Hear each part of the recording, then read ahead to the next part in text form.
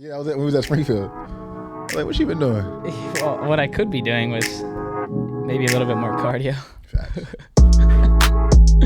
What's up, everybody? Welcome back into the All Day Everyday Show. We have so many things to talk about today. First things first, football is back, which does mean that we are officially back. A lot more content's going to be posted.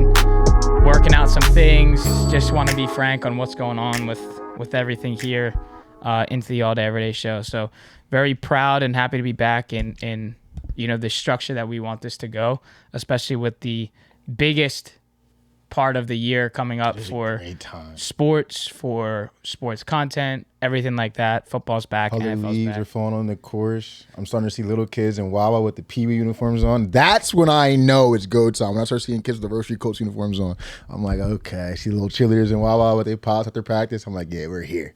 It's time to win some money with football. And that's where we're going to start because there's a game tonight, depending on when you're watching it. Yeah, tonight, if you're watching it tonight, if you're a real one, North Dakota State versus Colorado. Colorado's -10. You were a big prime guy last year. Do you still have the shades? I still have the shades. Still have the shades. Now, they lost 6 straight at the end of the season last year. Were you riding a lot of those games last year or no? When they lost 6 straight. Did you hop off the train? I was way off the train. Too bad. Man. All right, she treated like Bitcoin. I appreciate that. Are you riding with the Buffs this year? Or would you fade and take the 10.5 or 10 with North Dakota State? They have Cam Miller, 38 consecutive starts for North Dakota State. Off an 8-3 season last year is disappointing, but they've bought back their offensive coordinator from when they won the national championship in 2014, 2015. He's back as the head coach now. A lot of tradition in that program. A lot of continuity. I personally think it could get scary. I think the public's going to bet this line up to 10, 10.5. I would highly consider it NDSU. But it might be a don't overthink it spot. What are you thinking now? Well, I'm thinking just for like narratives here, as I know we're going there. This is the last year for Shadur Sanders, Travis Hunter, and for Shiloh. I mean, Shiloh's the oldest one there. Like, he's like 24 years old still playing. So all 3 of these guys are going to go. This is the last year for Dion to be coaching his kids. So why not just follow the trends and ride this family? And, you're still rocking with the Buffs. But the thing is, 9.5 points is tough. That's a lot. It's really tough to start for Colorado, and I think if we were to look, that's a common little money line piece though. 360. Yeah, 360 would be a good little. I mean, it's a lot, but it would be a good little money line piece. 60 points. It's over under 59.5. I think that's a little bit too much. Yeah. But I know they're favoring it slightly at -115 for the over there. But I think if we were to pull up and see like what the sharps would be on, I think the sharps would be on ND State plus 9.5. I have a weird feeling. I ain't gonna get too deep into it, but I have a weird feeling I might be wrong about where the sharps are. Because I was thinking the same thing, but I have a feeling that a lot of people might be fading. Actually, I don't know, bro. I might not know where the public's at. But like, what if you get fading the Colorado's first 2 drives are touchdowns? Like, then we're in the driver's seat, and then we just. I mean, this is again. I'm gonna go North Dakota State. Final answer. Fuck it. Don't overthink it for me. Yeah, final answer. I'd probably just take Colorado and say we need to come out and make a statement to start things off after how we finished last year. We got College game day and then just hit the floor. Like, game day was here for the first time this year ever. Big 12 this year. Yep. Could use a big win. I like this just rocking with the Buffs. We're going to keep this going week to week because I like to see. I like that last year with you with the prime shades on. I want them to go all the way for my man Al. Second thing I have for you today, though, we're going to go to the NFL. Now, this graced my timeline this morning on my morning Twitter scroll. You know what I'm saying? A little Dov Kleiman tweet. Mm-hmm. ESPN asked 103 NFL players who is the most overrated quarterback in the league. Number 1, Josh Allen. Number 2, Jalen Hurts. Tied for 2, Tua Tagovailoa. 3rd, Justin Herbert. Wow. 4th, Trevor Lawrence. 5th, Deshaun Watson. Any surprises here? Anything that make you feel a certain type of way? They got your boy Josh Allen at number 1. Yeah. I think, with his capabilities of turning the football over. That is true. I can understand that. Justin Herbert, we all know. Have we seen his coach and what he calls in the playoffs, though? I agree. Okay. I'm just making sure we know that. I would say for at least we all know I'm Burrow over Herbert all day. Like So how do you feel vindicated that there's 103 NFL players that agree with you that Justin Herbert's overrated? I mean, I would say it's a little bit of a stretch because again, like he hasn't been put in a situation to be successful. Okay. Like, and now he has Harbaugh. So I'm like, are we doing this? I mean, obviously we're doing this with what we've seen, but why can't we like at least put into consideration what we're probably going to see, assuming that Harbaugh can change the outcome of what we've already seen with Justin Herbert? You would think. So I think that's a little bit far-fetched. I do agree with Trevor Lawrence, though, because the man's getting $55 million a year, and he has identical stats as Daniel Jones. And everybody went crazy when Daniel Jones got $40 million a year, but no one's going crazy when Trevor Lawrence is getting 55. Excuse me? Make that make sense to me. Deshaun Watson, he hasn't played for a while. Like, that's fine. That was a shocker to me. I thought more guys would appreciate him. Jalen Hurts was a little bit of a shock to me too, but I could see how that could happen just given how good our team is. I think people can think that he's not as good as advertised because he has obviously Batman and skinny Batman and Dallas Goedert and Lane. You know what I mean? So I will say that still on the quarterback thing, you mentioned Jalen Hurts. Dan Orlovsky made on First Take yesterday morning. First Take, he made a list of elite quarterbacks.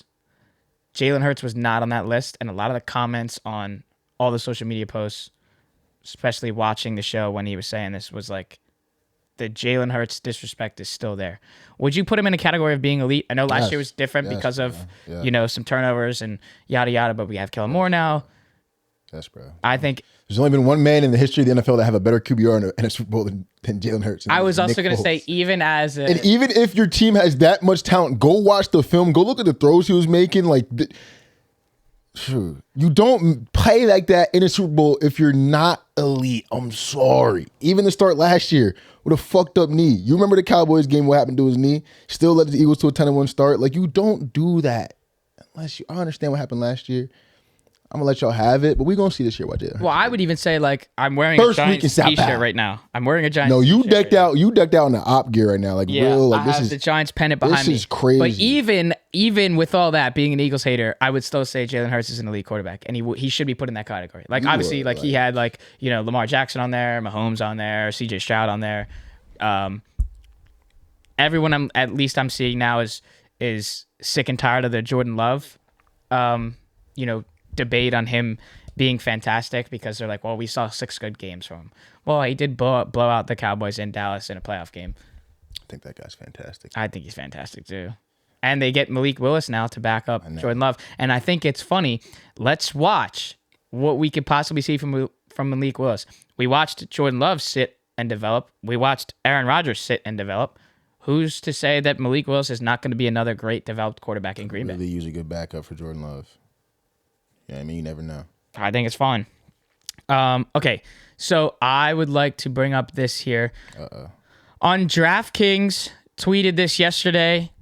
This was the most talented AFC rosters ranked by AI. These are the top 10 here.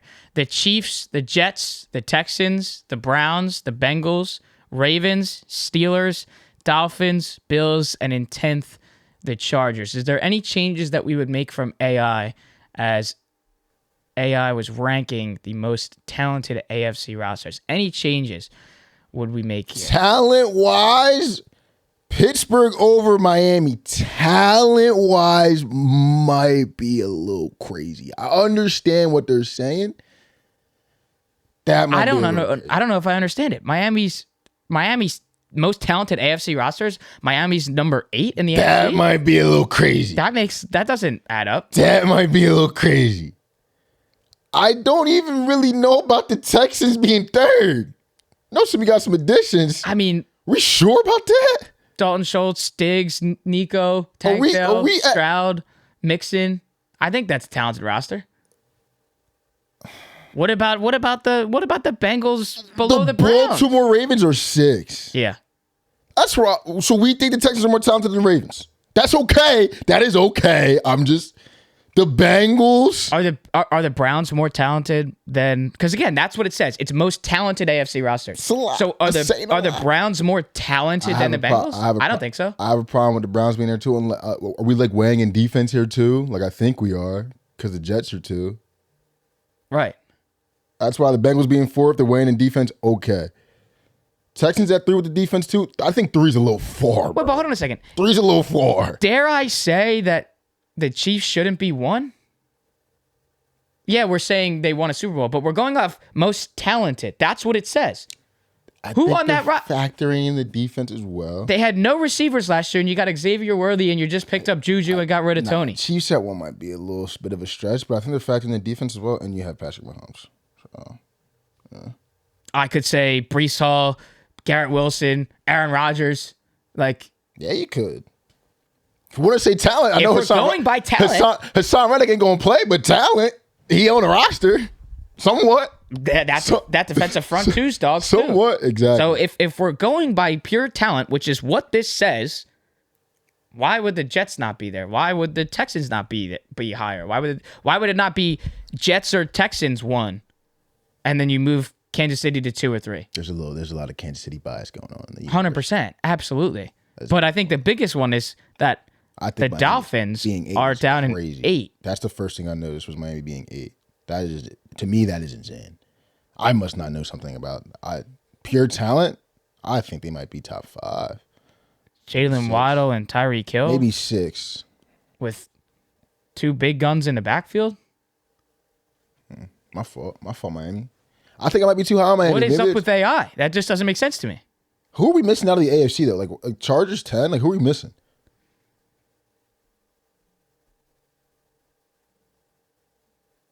You say the. I mean, you got the Anthony Richardson, Jonathan Taylor, Pittman. That's a stretch. Mitchell, they just drafted. That might be a stretch. Okay, but then what? Gus Edwards, Justin Herbert, Vlad McConkey, Brendan Rice.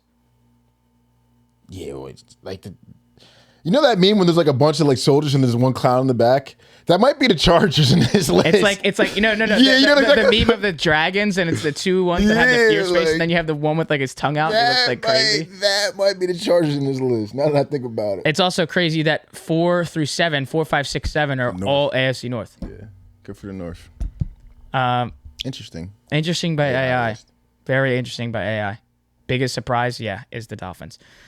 So are we going to Nick right here, or were we going? Let's get the narratives cooking. Oh yeah, let's get the narratives cooking. Moving on to narratives, we're going to be keeping this segment for the majority of the season as well, as we move towards betting strategies and spreads and money lines and all that. We got the boy off a heater. Yeah, things have been going well. Somebody gotta get this guy into a casino. Craps table finally hit. Miss right now. The slot machines were doing some crazy beings. FanDuel might limit you. FanDuel. I'm going to the U.S. Open on Thursday of this week, and tickets courtesy of the FanDuel slots. Love that. Which I will never be hopping back in again because they're just going to take it all back. I'm done. It's dangerous. I'm done. It's definitely dangerous now. You want to start with college or NFL? Let's start with college. Okay. So, I should have seen when this game was, man. Give me a second. I'm going to pull up these lines too. Yeah. Is this unranked or ranked? Top 25. Got it.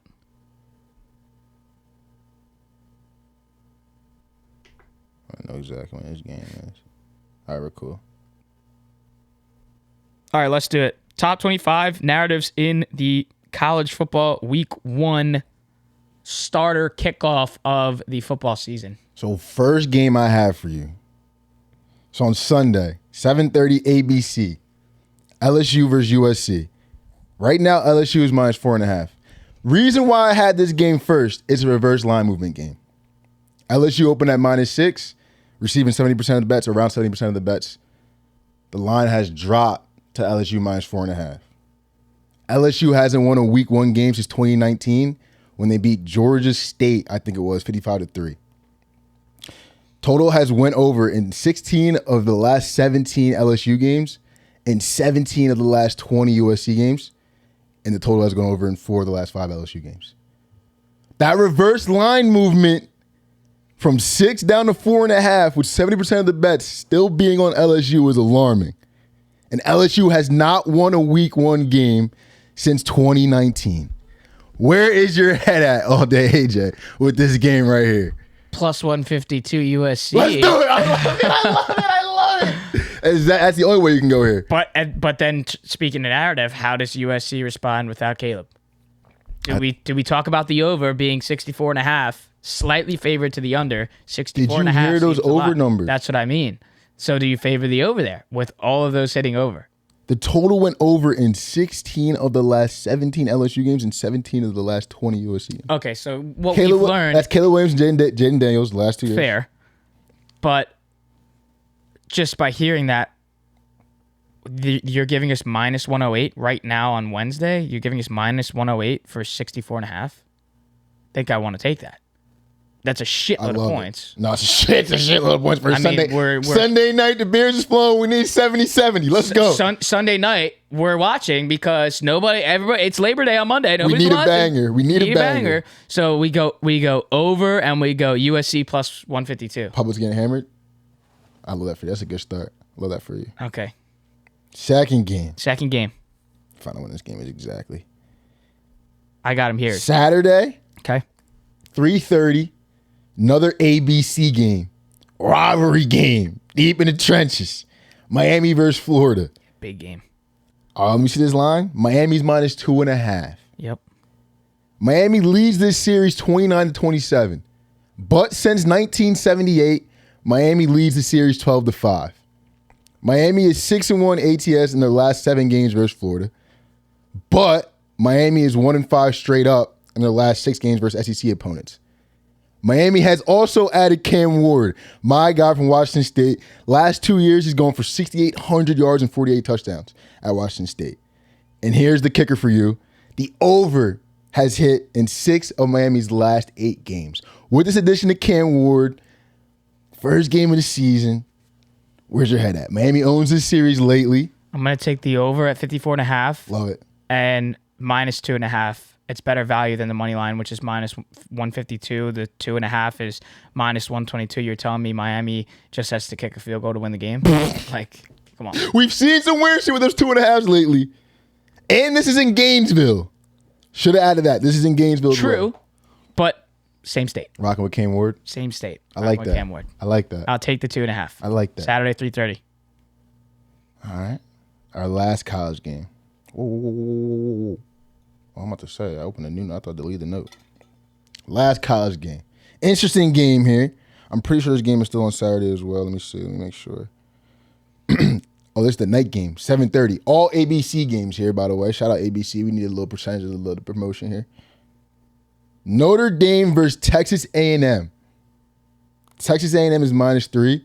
This game is in A&M. It's a huge game. At Kyle Field. Very, very tough place to play. Probably top 5 in college football. Riley Leonard's first game with Notre Dame. That's true. Standout from Duke. Yes, sir. Texas A&M has lost 5 straight games to AP-ranked schools. Notre Dame is 4-2 against the spread in their last 6 as road dogs. Notre Dame is 5-2 against the spread in their last 7 week 1 games. But A&M is 8-1 in their last 9 week 1 games. Damn. And this one happens to be at Kyle Field. And they happen to be favored as number 20. Notre Dame ranked 7th. Where are we going here? We going with Marcus Freeman and Riley Leonard? Or is Kyle Field home field advantage a little too much for the boys from Notre Dame? I had a previous conversation with Sam about this. And I just can't see myself not taking Notre Dame at plus money. Right. I mean, I also find it, I know rankings this, rankings that, you can take all that with a grain of salt. But in week 1, the number 20th ranked team is favored over the number 7th ranked team. I find that hard to believe. And they haven't done the best versus AP ranked opponents lately. I think you take the money line at plus 126 just for value. And I don't know. I mean, 46.5 points, I would probably stay away from over-under in that game. It just seems a little bit too low to take a I think that might under. be under. But I don't know if I want to be trusting an over. I think you could see like a 23-17 final, something like that. But I'm taking Notre Dame plus 126. I said it a couple days ago. I don't want to stray off now. I'll gladly take the L if it happens, but Notre Dame plus 126 on the road, week 1, new quarterback, standout quarterback. Give me the Fighting Irish. Whew. Would you go any different there? Whew. I think it's so crazy.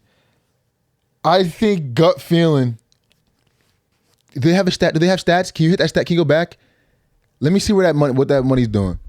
What's the market doing with this game? This is going to tell me. I feel like the public's on ND. Yep, public is on ND. So, public's on a road dog at Kyle Field. what does this mean? Oh, so 59% of the bets are on Notre Dame and 58% of the money's on Notre Dame. 60% of the public of FanDuel is on a road dog going to Kyle Field on a Saturday night. The white flags gonna be waving. That stadium gonna be loud. prime time. Riley Leonard, welcome to big time football. Welcome to I know y'all big independent, but 12-team playoff. This what we need to get. This is the one you need to We gonna get. be watching Marcus Freeman. I might have to go with A&M, bro. Is that because you just saw that 58% of the money is on Notre Dame? 58% of the money's on Notre Dame. A&M's minus 2.5, and it's minus 120. So it's moving to 3 on some books. Public's keeping this at 2.5 on FanDuel. I think FanDuel and just Vegas in general is just salivating, licking their lips, looking at this game, and all those bets are coming on Notre Dame. I think they need Notre Dame bad, or need Texas A&M bad, and I'm gonna rock with the books. I think I'm gonna rock with A&M on this one. I'm a little nervous for my ND backers.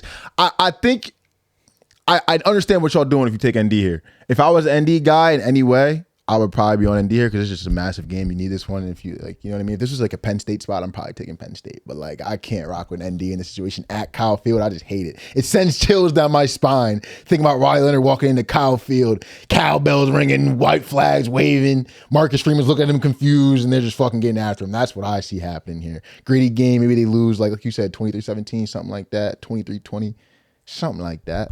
But it's an under. I'm going to go. Yeah, I like the under here. I like the under here for sure.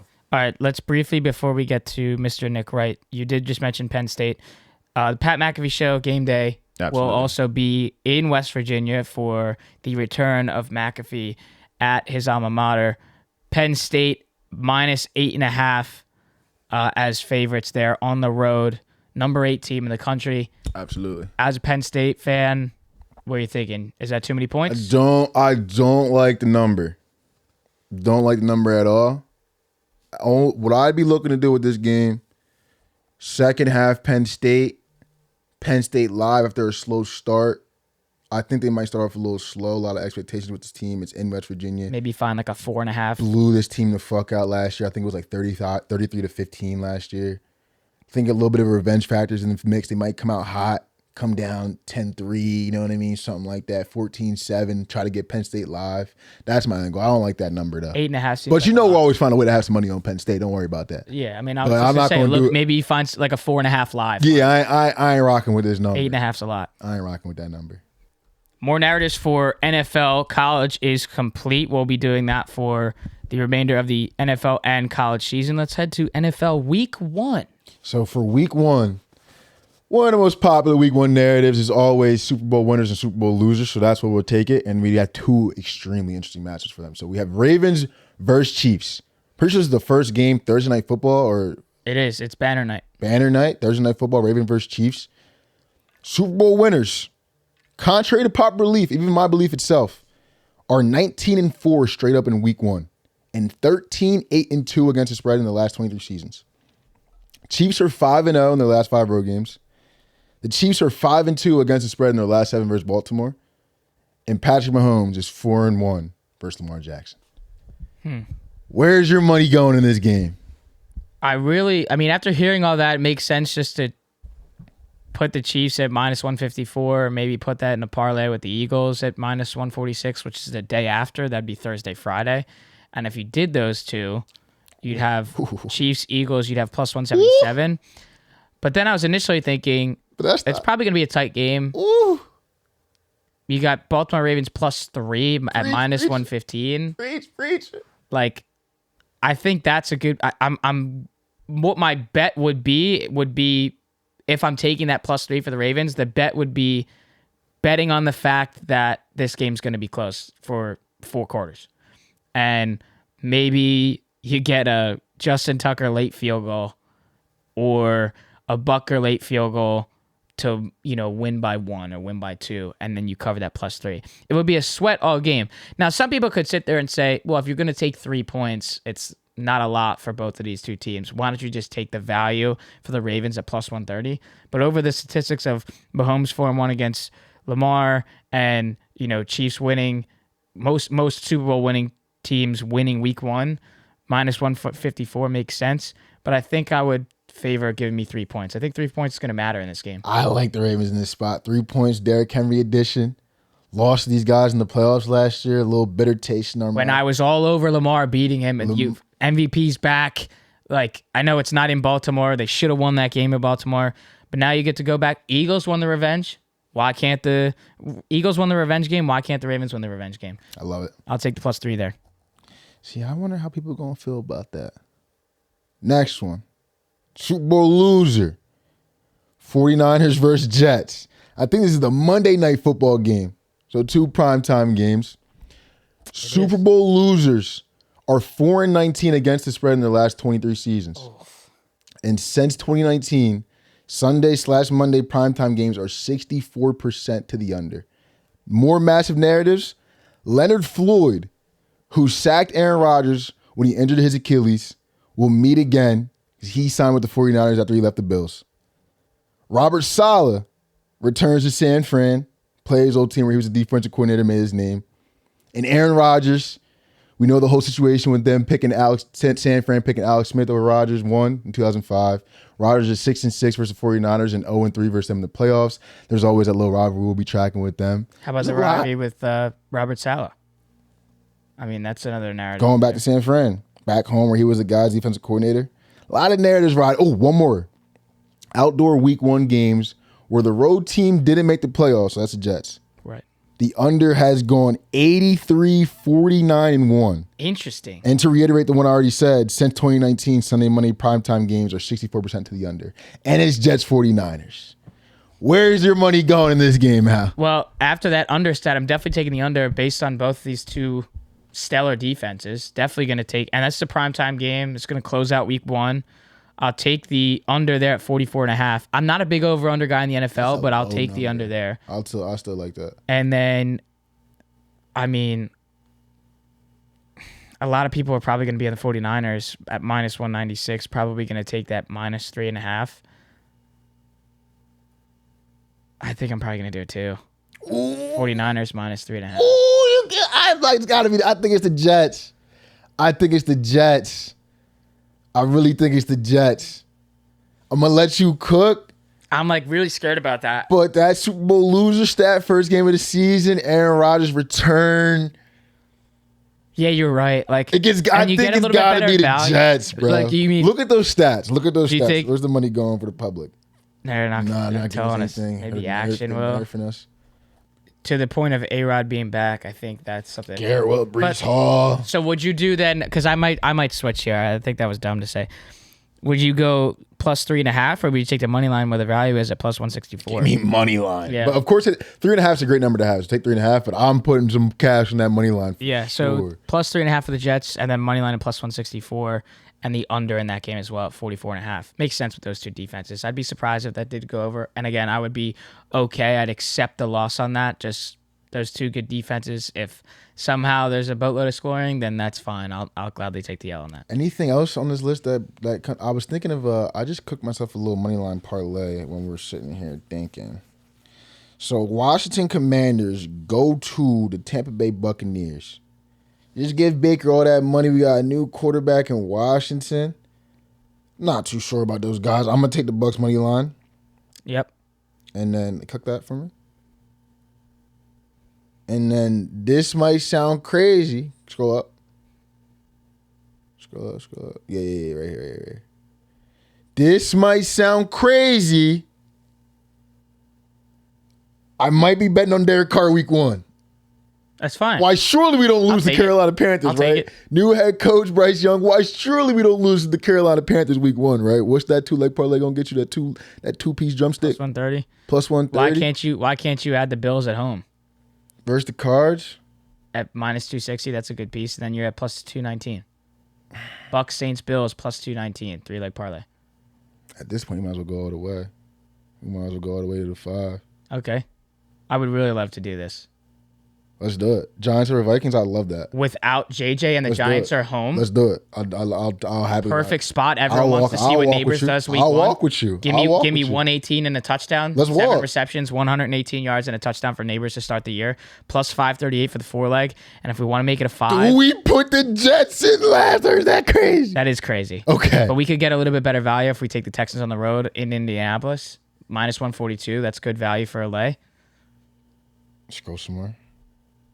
Or do you add the Dolphins hosting the Jags? That's 164. No. Really? Yeah, let's go somewhere. Why? Let's go somewhere. Take Caleb Williams in his first game, minus 210 at home. DeAndre Swift, first game in Chicago. Romo Dunze, Keenan Allen, DJ Moore. There's a lot of expectations on that man. There's too many weapons to Scroll down. Man. Fuck, bro. I don't know about this. Scroll down.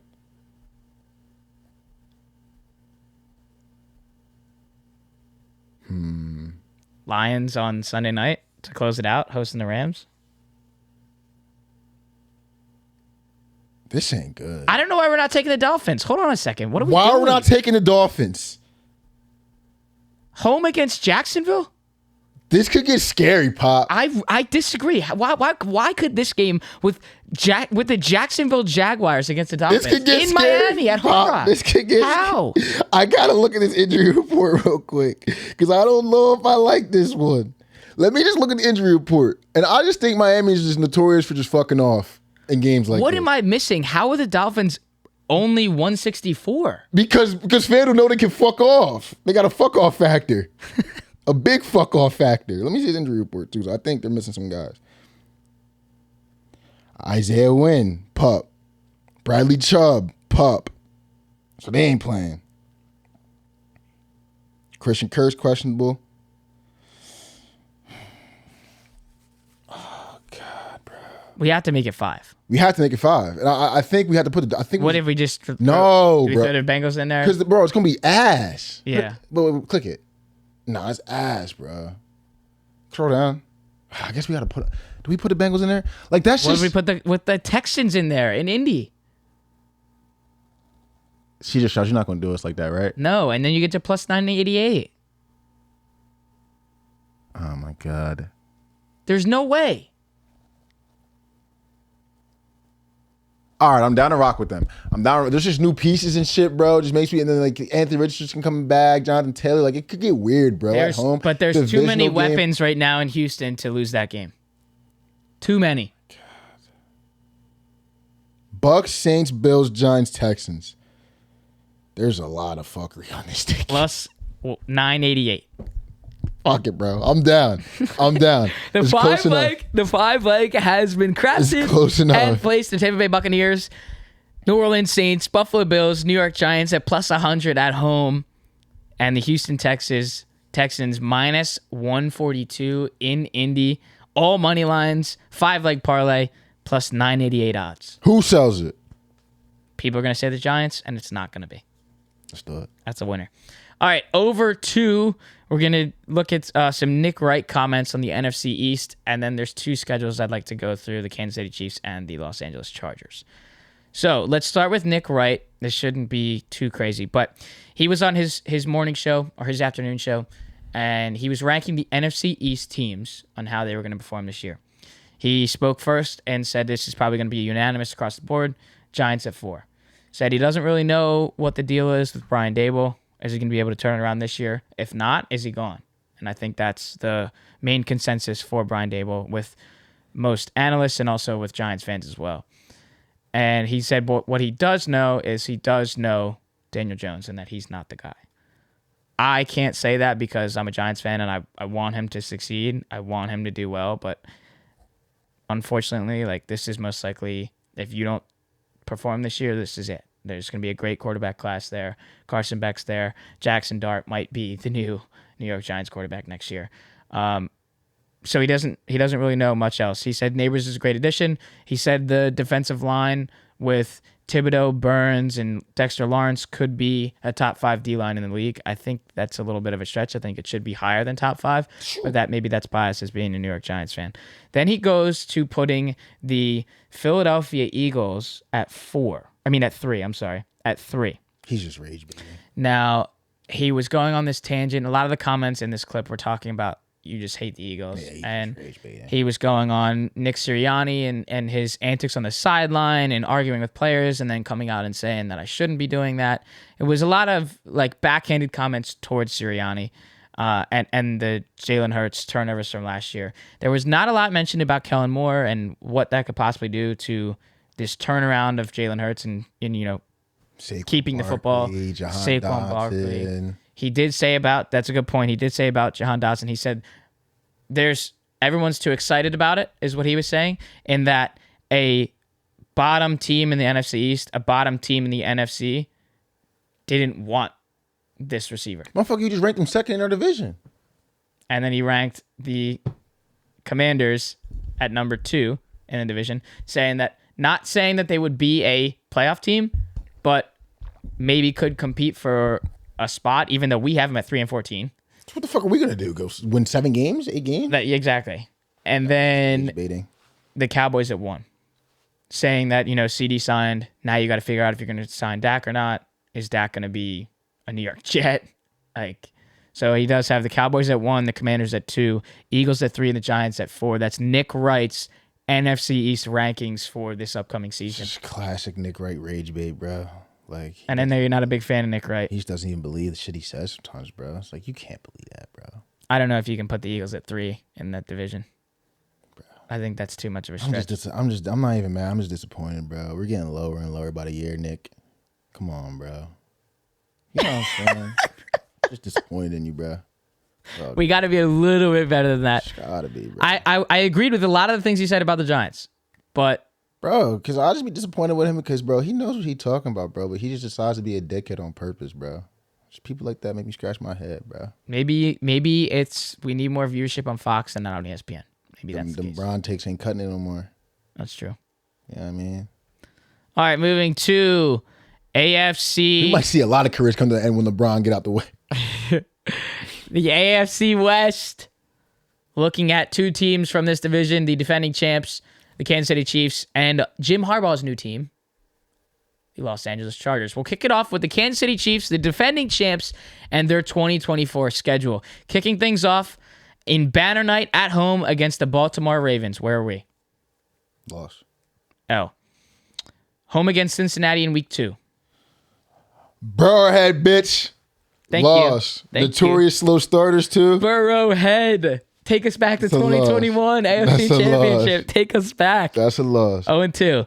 In Atlanta for week 3. Now we'll get back on track with the W's. Divisional game in week 4 in Los Angeles. W. 2-2. Home against the New Orleans Saints on Monday night in week 5. W. 3-2. We hit the bye in week 6. Into week 7 in San Francisco. Post-bye week, Andy Reid. Big game, rematch. He don't lose those. 4-2. Any other situation, I might be giving that to San Fran, but he ain't losing that. 4-2. Week 8, we head to Las Vegas. Now this is where I'll get weird. What up, AP? And I got them in my shit too. So I'm gonna get the Raiders this win because we're gonna be coming off the big San Fran went off the bye week. We're gonna go to Allegiant Stadium. We're going to fuck with a hungry Las Vegas team. Around week 8, the kinks going to be worked out. You know what I mean? They're going to be feeling good. They're going to have this one circled. Upset alert. 4-3. Week 9, hosting Tampa Bay. W. 5-3. Week 10, hosting Denver. W. 6-3. Week 11 in Buffalo. Give me that, bro. I want to give Josh and them, they get back so bad. I just think they window to really take over versus team might have closed, bro.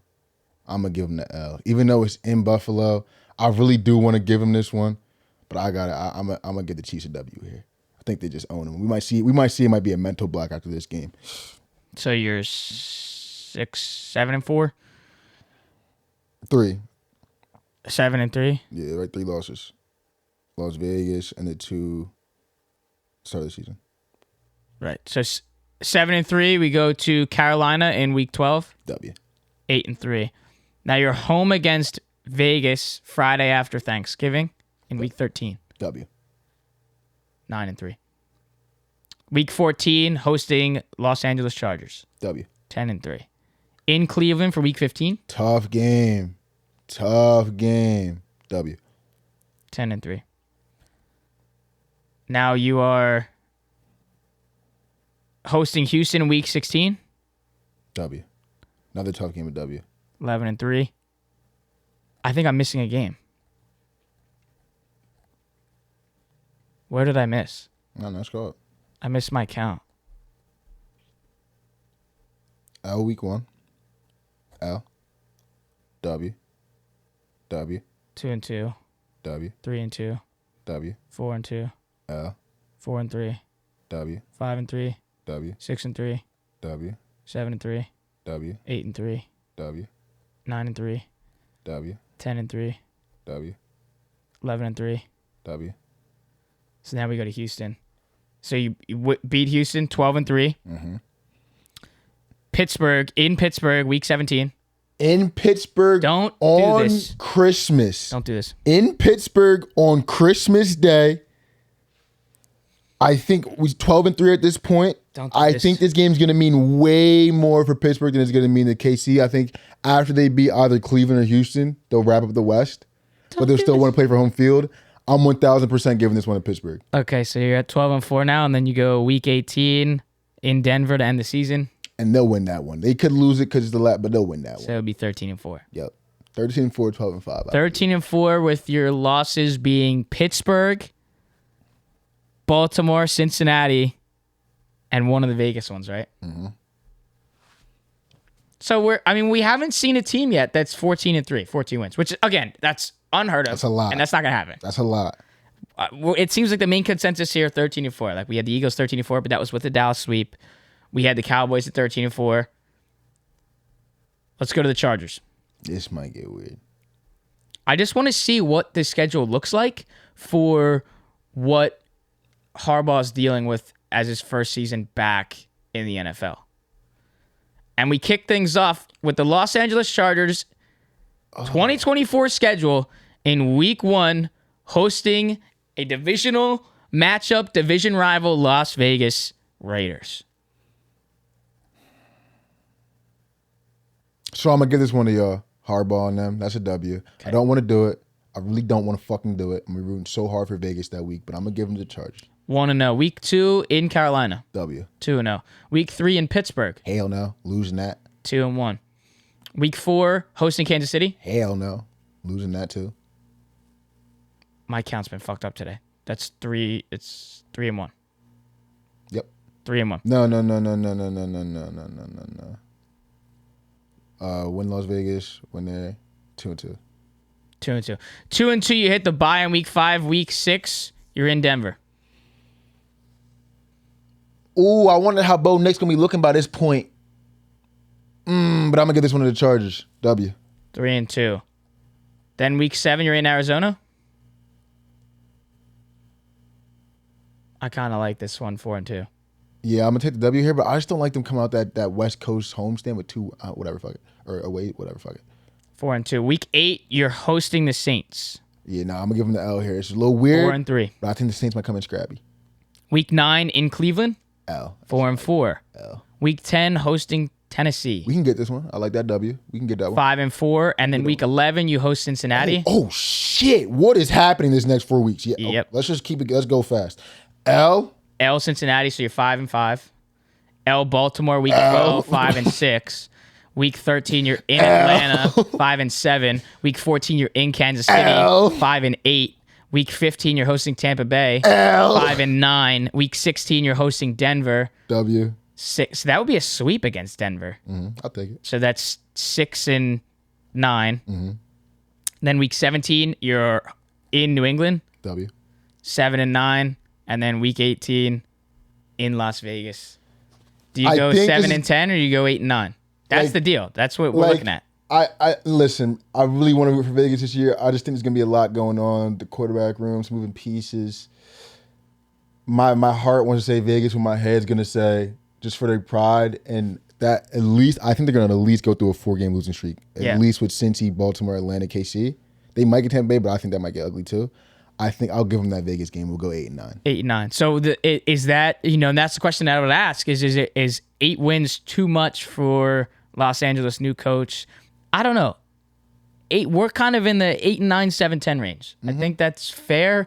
Maybe they win 6, but like if we want to go a step further, I think 6 is too low.